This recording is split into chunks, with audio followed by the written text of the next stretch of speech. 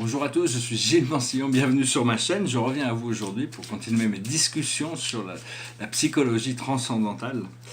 Et donc, je vais tirer quelques cartes pour voir ce que l'on peut recevoir comme inspiration. La plus haute sagesse pour nous aujourd'hui, c'est le renouveau.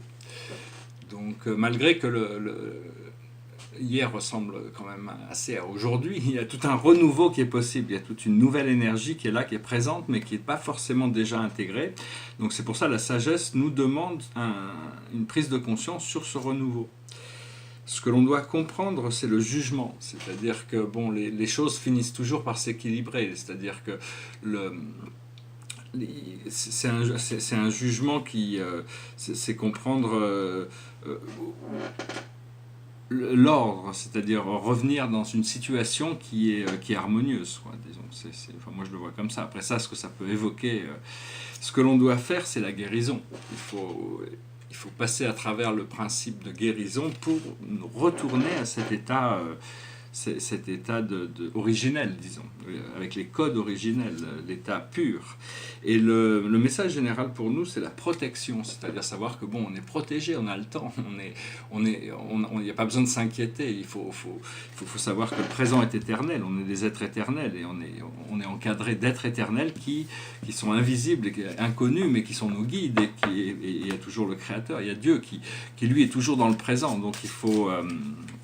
c'est important de savoir qu'on peut faire confiance aussi et que bon, notre destinée est déjà écrite.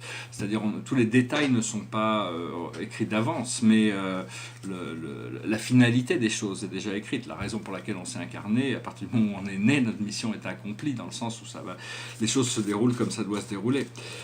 Je vais tirer 5 cartes avec la carte de la cache. On va voir passé, présent, futur, bien que tout soit vraiment le présent, mais pour comprendre le présent a des causes dans le passé, et tout ce qu'on fait dans le présent crée le futur, a des causes dans le futur aussi, crée des causes qui sont dans le futur. Alors, dans le passé, on a les Amérindiens, c'est-à-dire un retour à la... c'était une civilisation, bon, c'était par rapport à des vies passées, mais c'était une civilisation qui a aucun impact écologique. C'est des gens qui vivent dans des cercles, c'est-à-dire qui sont connectés au grand esprit, c'est-à-dire l'harmonisation, avec le respect de toutes les formes de nature, de tous les, voir la beauté dans l'expérience, de la simplicité aussi.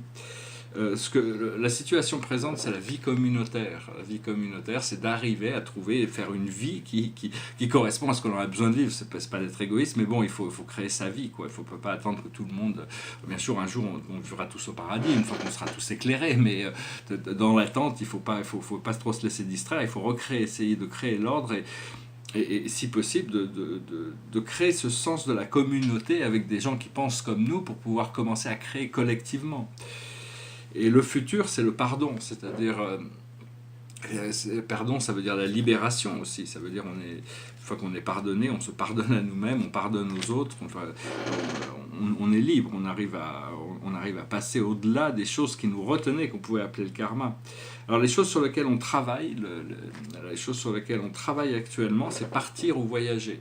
Donc il faut arriver à se libérer Enfin, il faut pouvoir voyager, il faut pouvoir partir, il faut pouvoir être libre de pouvoir explorer. Et l'aboutissant de ce travail, c'est la carte des transports, c'est-à-dire une force, ici c'est la locomotive qui tire tous ces wagons, mais elle reste bien sur ses rails, et puis bon, c'est aussi une force de progrès. Donc voilà, j'espère que vous aurez trouvé cette lecture intéressante. On arrive sur une pleine lune en poisson qui devrait révéler plein de choses. Bon, c'est toujours délicat. Derrière moi, c'est un tableau sur les 100 constellations de notre univers local, l'univers de Nébadon, avec le centre, Salvington, qui est localisé quelque part dans les Pléiades. Mais c'est des dimensions, des planètes et des mondes invisibles, c'est des mondes célestes qui ont été créés, c'est des mondes architecturaux qui ont été créés pour diriger. Donc il y a un centre à notre univers local, il y a 100 constellations, c'est un centre avec des planètes satellites, et chaque constellation a 100 systèmes. Chaque système est le premier centre d'administration céleste qui qui va jusqu'à l'administration de 1000 planètes. Donc dans notre univers, nous sommes un jeune univers, mais il y a quand même plus de 6 millions de planètes dans notre univers qui sont des planètes où la vie a été importée pour évoluer. Après ça, il y a en tant qu'extraterrestre, il y a eu toutes sortes de colonisations, mais qui sont sur un autre sujet. Enfin bon, la vie est partout dans l'univers, on va bientôt s'apercevoir de ça. Je voulais parler rapidement de l'idée, je parle beaucoup d'écouter sa voix intérieure, mais à l'intérieur, il y a toutes sortes de voix. Déjà, je parle de la voix du cœur. Quand on écoute la voix du cœur, il faut apprendre à différencier entre notre âme, entre nos guides, entre notre esprit, ou les esprits et Dieu. Tout ça, bon, ça fait partie d'une seule et même guidance vers une sagesse supérieure, mais il y a aussi la voix de l'ego. Il y a la voix certaines personnes ont des super égos, ou des alter égos. Alors la voix de l'ego, c'est celle qui, c'est la voix, c'est la plus importante, c'est celle du monde terrestre. L'alter ego, c'est pas quelque chose dont on a besoin. L'alter ego, c'est une voix qui nous critique tout le temps, qui est tout le temps en train de montrer qu'il y a quelque chose qui va pas. Ça, il faut vraiment pas l'écouter, celle-là. Et le super ego non plus, il faut pas l'écouter. C'est vous faire croire que vous êtes vous faire croire qu'on est supérieur à tout le monde. Un peu Nietzsche. C'était Freud qui avait parlé du super-ego, mais c'est ce qui nous fait de ce qui tous les tyrans sont un petit peu des gens qui ont un super-ego. Donc il faut déjà, même l'ego, il faut apprendre à écouter sa voix intérieure plus que cette voix de l'ego.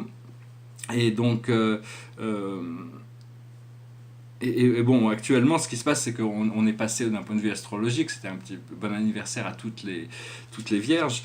C'était pendant un mois, le soleil était en Lion, donc c'était la fête. Et puis bon, là maintenant, le soleil se réveille en Vierge, c'est un petit peu comme le lendemain de fête, il faut tout nettoyer, il faut tout faire le ménage et tout réorganiser, tout ça. Donc voilà, tout ça, c'est ça en train de se passer. En réalité, ce que j'ai réalisé, c'est que toutes les choses que l'on pense, en réalité, ce sont juste que des idées qui nous passent par la tête. Tout est relatif à des conditionnements. Donc, il faut essayer de se reprogrammer pour libérer le souffle et arriver à vivre, à passer des moments au-delà des croyances. Parce que les pensées nous apportent des ressentis. Nos pensées nous créent des émotions. Il y a une pensée chimique, la pensée crée une émotion. Ça se retransmet dans le sang comme une sensation. Et il y en a qui sont bonnes, qui sont neutres ou qui sont mauvaises. Donc il faut penser les choses qui nous font nous sentir bien. Il faut essayer de se conditionner à ça. Et savoir que bon, on a deux côtés, on a le côté limité, fini, et le côté infini, illimité. Pour ça, le moyen d'accès, c'est comprendre, il y a une manière d'accéder, c'est de comprendre que tous les sons sont limités, sont relatifs, même le son originel, alors que le silence est infini. Le silence, toutes les choses que l'on a besoin de découvrir doivent se découvrir dans le silence seulement. On n'a pas vraiment encore appris à faire vraiment suffisamment de silence dans notre esprit. Et donc c'est des procédés qui, avec toutes ces éclipses, avec tous ces changements, on arrive il faut apprendre à respirer plus consciemment. Voilà, j'espère que ce message aurait été intéressant pour vous. Je voulais juste dire bonjour, je vous souhaite une excellente journée, je vous dis à bientôt, namasté.